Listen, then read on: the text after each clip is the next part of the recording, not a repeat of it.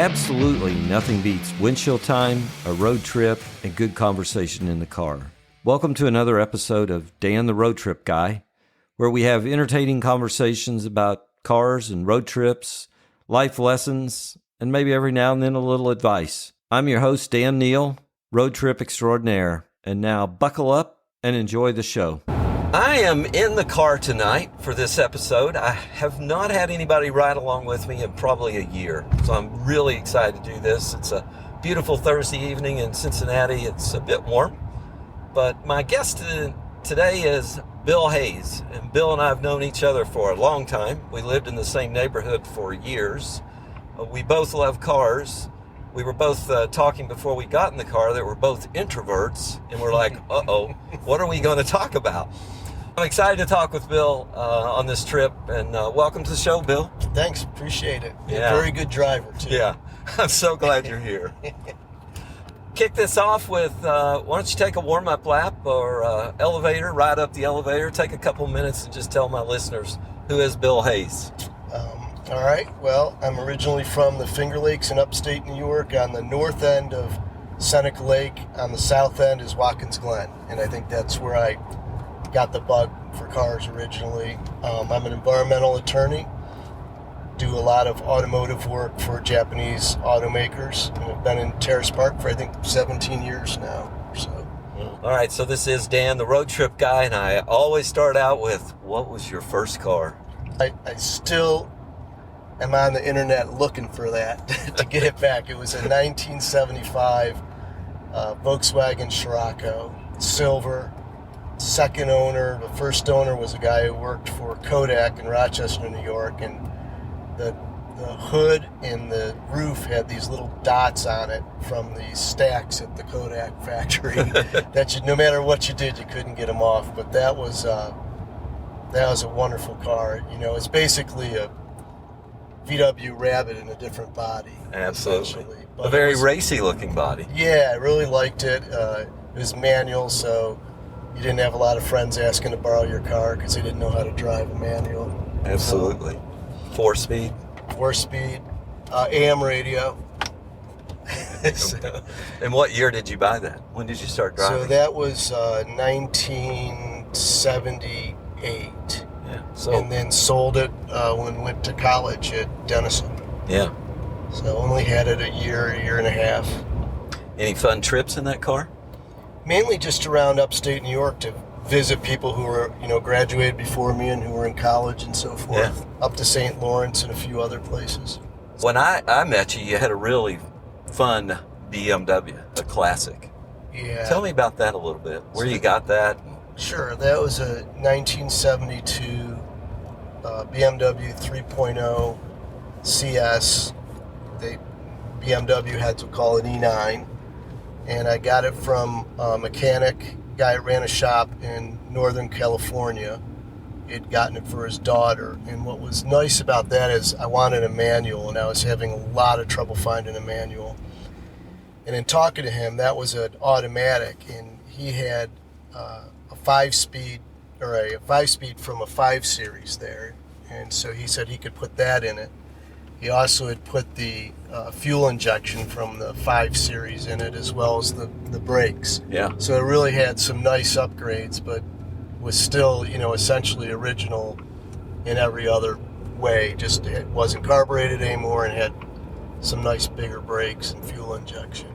So I had that shipped out, and we had that for quite a while, and it was, a victim of kids going to college, but we had always planned it that way. So I sold it to actually someone in my building who was looking for, a classic BMW, and we just happened to have a conversation, and so I still, have a connection to it Yeah. of sorts. That's good. So yeah, that was a great car. That drove like a new car. It was amazing. So it's a nice grand tour. If you hung on to it, it probably paid for 2 college educations today. Yeah, it did. We did make a nice little profit on it. Yeah. So that took the sting out of selling it because that took care of a couple semesters of college. There you go. So, All right. Good investment. yeah. Tell me about an epic road trip you've taken in your life, one that just stands out to you. So there's a lot of good road trips. I think one that I will never forget, because I don't think I would ever do it in today's day and age, was a sea kayaking trip down about 500 miles down into Baja with a friend of mine. This was the first year I'd done this trip with my brother Tom, and then the second year was doing it with a friend, Wells Colefley. On the way down, we had a flat tire right before we came across a roadblock by what they call federales. These guys looked like they had gone to Big Lots and got their uniforms. They were all mixed, the bandoliers of cartridges across their shoulders, just like something you'd see from a cartoon. Well, they surrounded our car. They're yelling at us. They asked me for our papers, and you're supposed to have a tourist visa if you go past like Ensenada. Right. I think it is. Well, we didn't bother. We didn't want to stop. So they're yelling for the papers. So I thought I was smart. So I gave them the rental car papers. That was a mistake.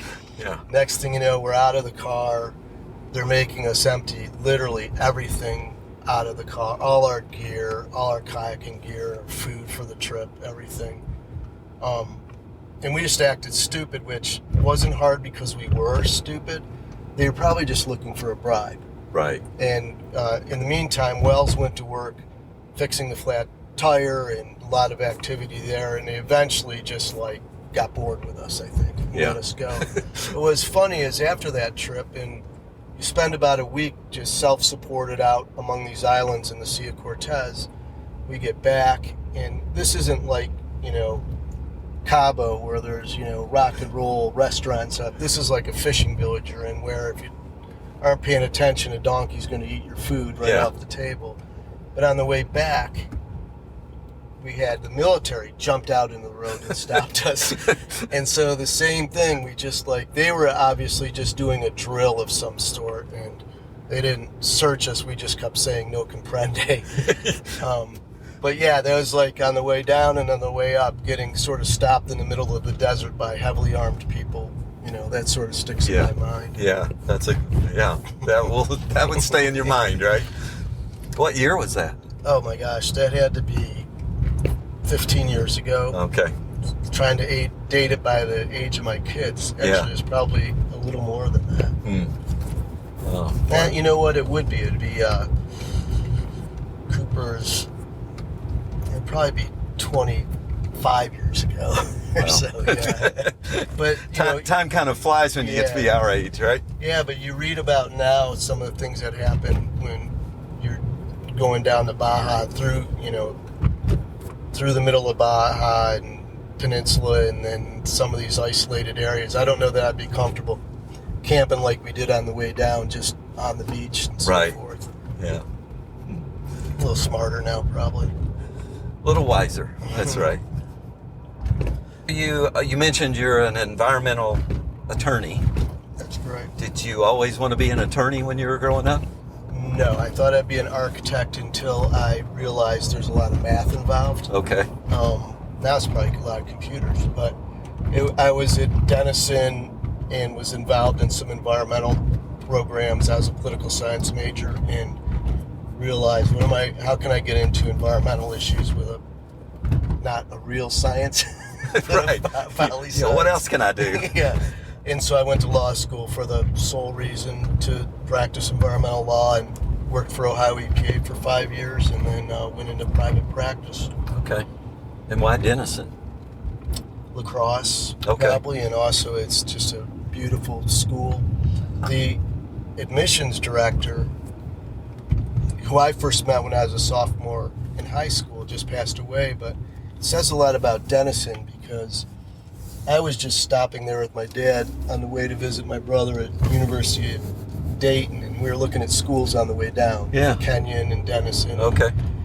We walked in and just said, hey, you got a map? We're just here to look around. And I said, well, hold on a second, and the woman went and got the director of admissions, and he said, I want to talk to him, and so my father and I are walking in there. It's like, no, I just want to talk to Bill. So I'm terrified. We're talking about being an introvert. Sophomore in high school, talking to him, he found out his interest in lacrosse, so he called the lacrosse coach. There was a game that day my dad and I had planned to go to, and the lacrosse hey, have him come up after the game and introduce himself. So now, like, that's double trouble for an introvert. Now I've got to go up and meet the coach after a game. Well, Tommy Thompson was a wonderful coach, and he got my dad and I in his golf cart and drove us back to his office after that game, and we sat there and talked to him for the longest time. Wow. And yeah, he's wonderful, man. I just fell in love with Denison. Springtime, great school, and then how approachable everybody was there. Yeah. So, Yeah. And then where did you go to law school? Capitol in Columbus. Okay. When it was it's in a different building now. It used to be down on High Street. I sort of looked at that as a necessary evil. Yeah. It wasn't the same as undergrad. Any work you've done that you can speak about that is, something you're very proud of? I was fortunate. When I went into private practice, the firm I was with represented Honda. Their environmental attorney was taking a non-legal position, and they needed someone to fill that in. So I actually, for a number of years, split my time between my law firm and Honda. I have a desk up there, wear the Honda whites, and so forth. And that started a sort of a long relationship with that company. Really was able to build my practice around automotive. So now I represent several Japanese automakers nationally and do their environmental work. Really very lucky that occurred. Because A, being a gearhead, 2, loving environmental law issues and things, and then, being able to work with automotive companies. Nice thing with Japanese too, they have a real strong environmental ethic. Like, if you're required to do 10, they're going to do 12. Okay. And they plan well in advance, and so it's really been fun in that sense. Yeah, you're a car guy. You work in the car industry, being an attorney. What do you think about the EVs?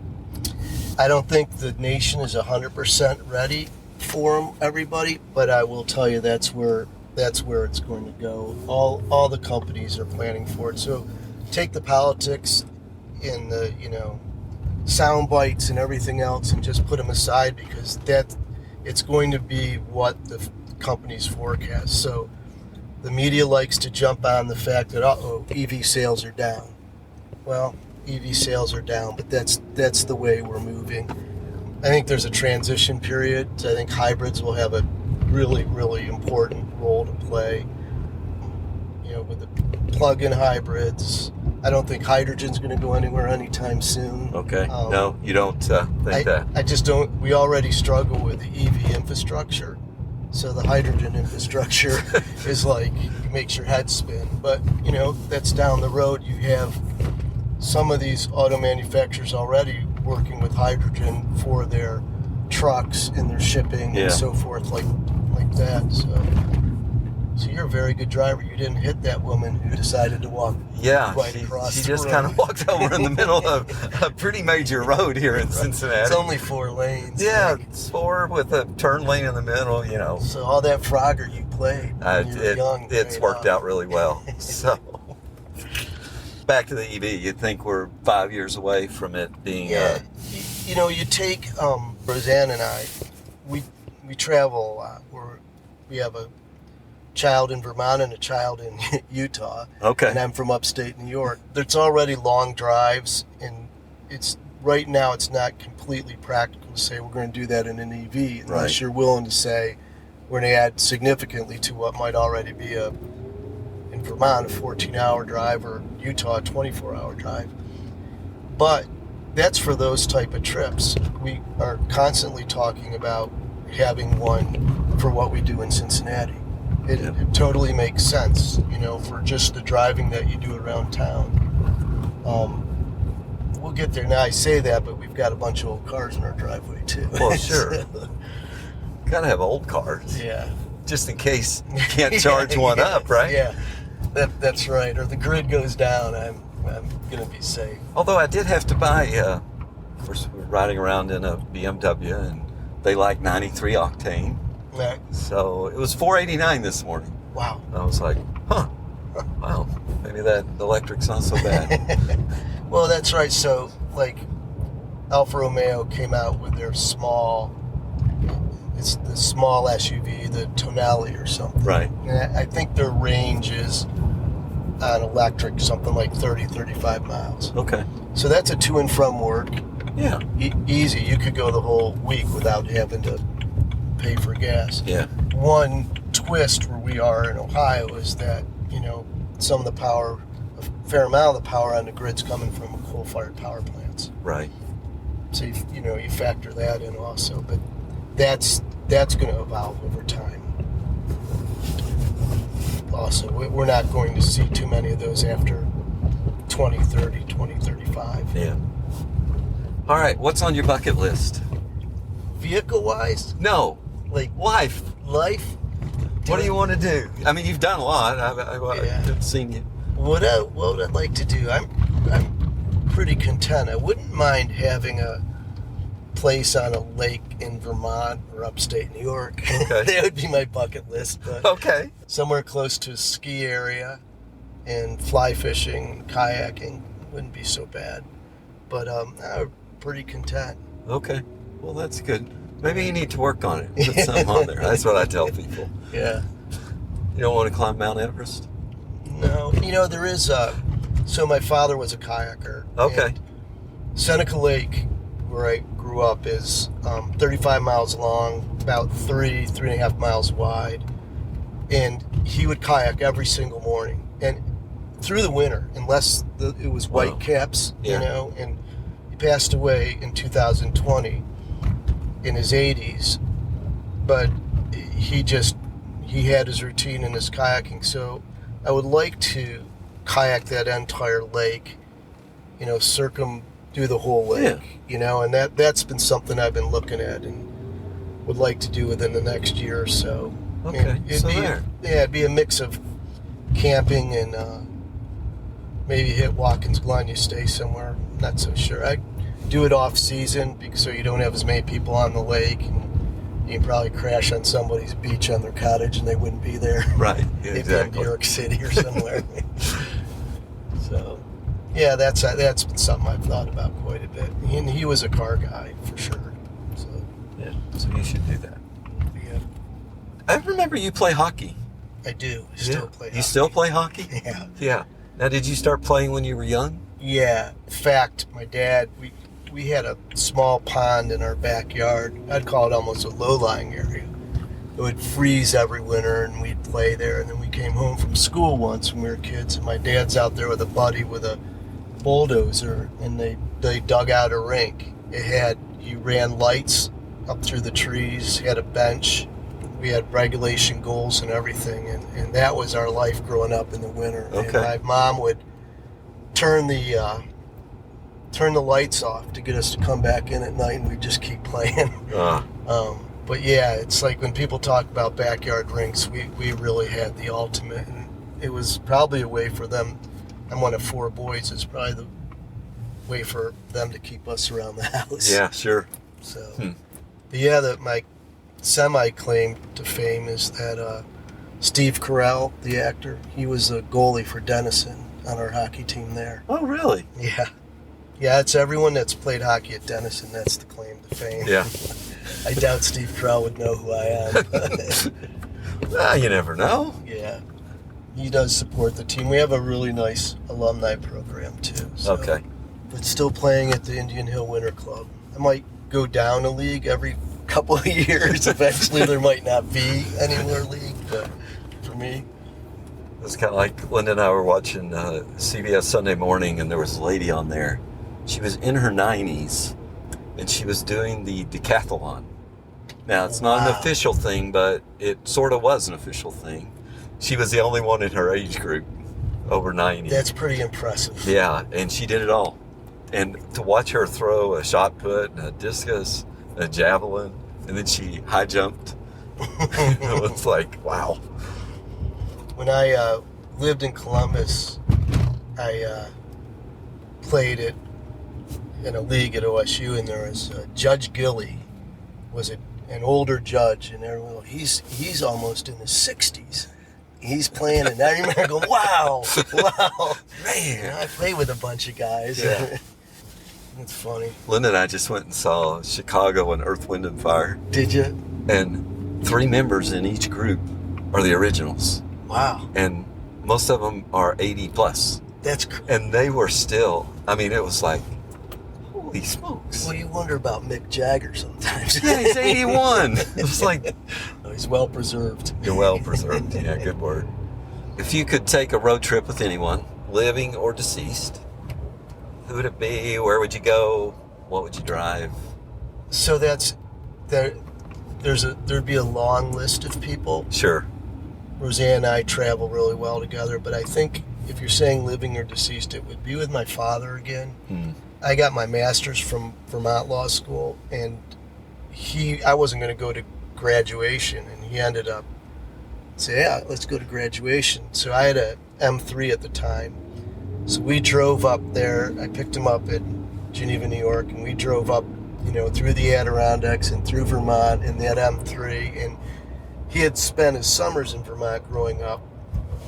So he was pointing out all sorts of stuff it was really great. He's like, this is where when we lived in Oneida, this is where my parents would drop me off next to the train tracks where I'd hold a sign saying Charlotte, Vermont, and the train would literally stop and pick me up, And he had great stories. He really liked being back there. And I'll tell you, he had a saying that I use all the time, and I have friends that use it now also, that we would do these trips to the Adirondacks, canoe trips, total backcountry trips when we were young, before you had all the high-tech gear you have now. Yeah. You'd have this cotton sleeping bag with the pheasants in it and the tarps for your tents, but it would inevitably rain every single trip, and rain like black sky rain, and we'd be driving up there with the canoes on the car, and he would just always say, looks clear up ahead.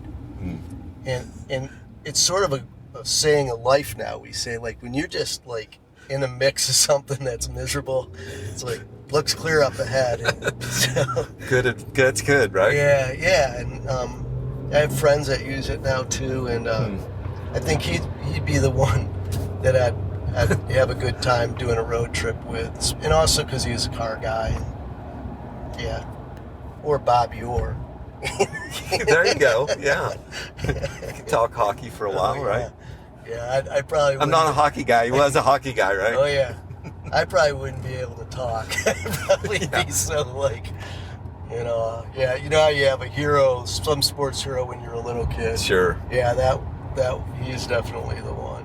I don't know when we met. We met years ago, but then all of a sudden there was a group of us that decided we need to have a car show. We planned and had car shows in our neighborhood to support the volunteer fire department. And I don't know, we did 4 of those, I think. I think there were 4 of them. Yeah, and had upwards of 100 cars. And really, really good cars. Yeah, I mean, we had GT40s. M1, BMW M1. And then what was nice, though, is, John Maggard has a GT6, that hasn't run for years, and we trailered that there. And right. But we had boats, too. Oh, that's right. I forgot about the boats.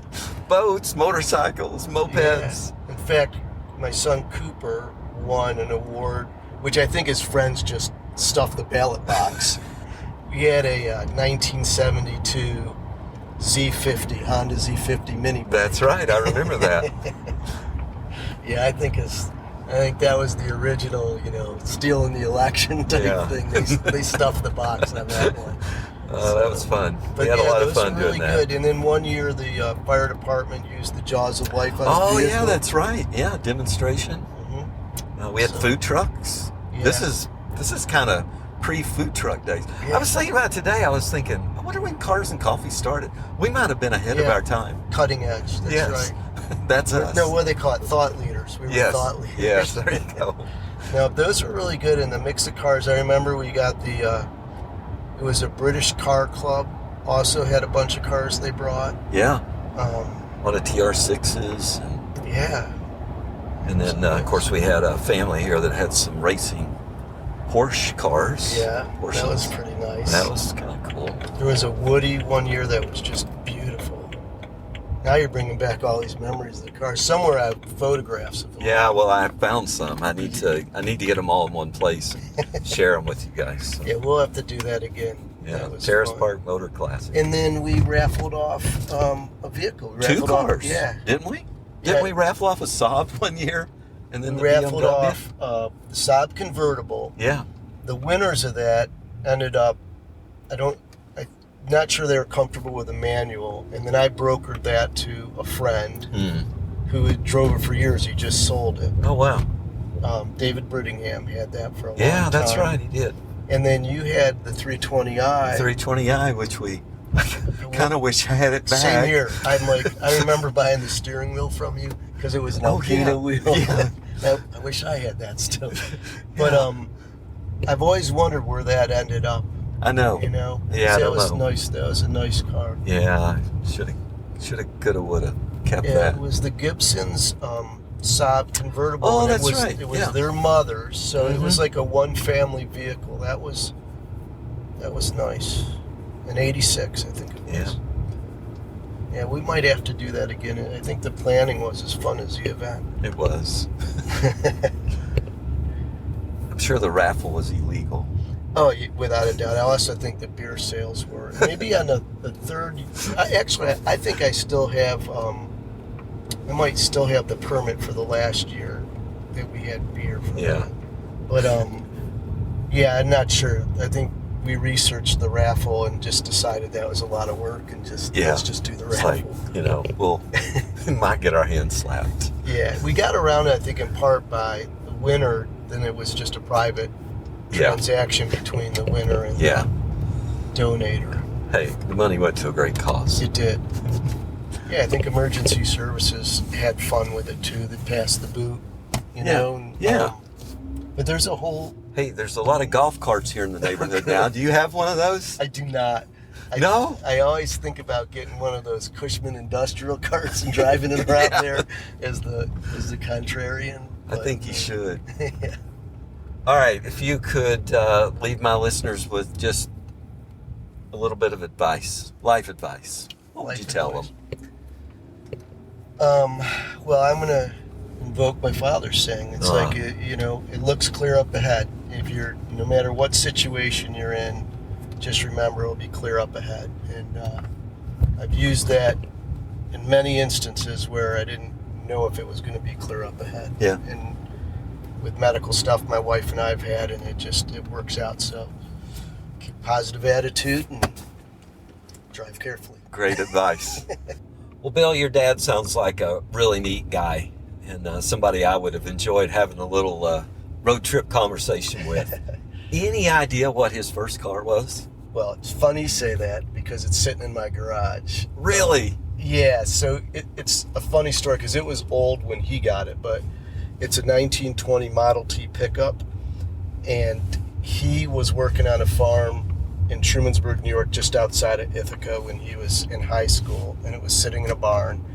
And so he talked the farmer into buying it, I think, for $200. And Oh, wow. you figure it was an old car then because he was born in the 30s and graduated from high school, and I think it was 50 or 51. People were driving around pretty nice cars in 1950, and he was in a Model T pickup. But yeah, my mom and him would drive it to high school.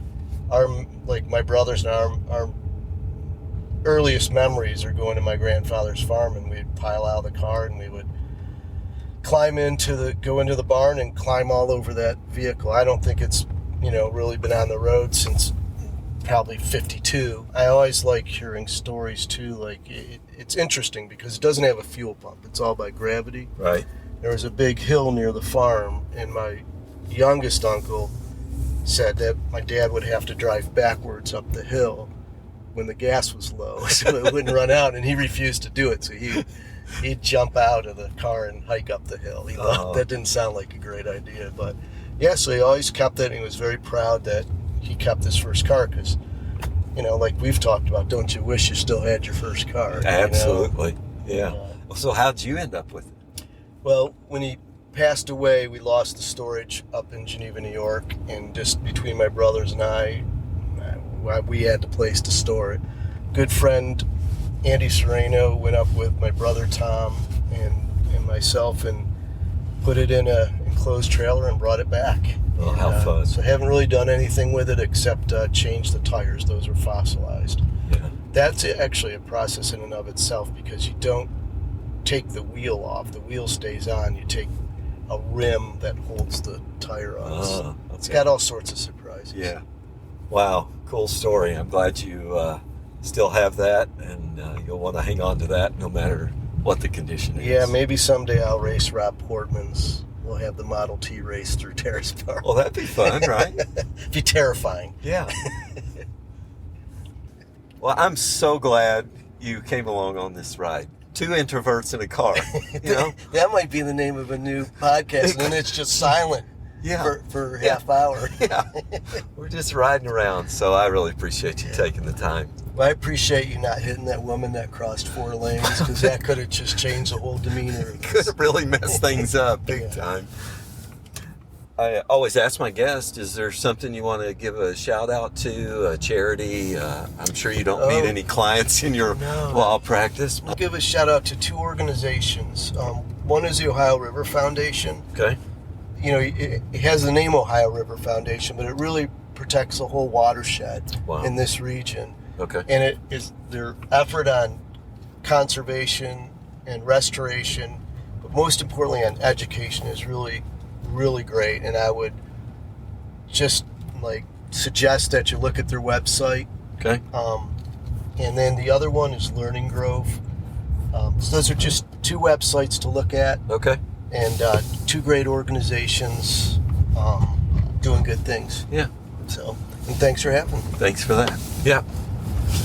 Until we meet up again, you can find me on the internet at dantheroadtripguy.com. I hope you will follow this podcast so that you don't miss any upcoming episodes, and share it with your family and friends so that they can enjoy the stories of my guests also. Until we meet again on a future episode, keep having conversations with each other and keep driving.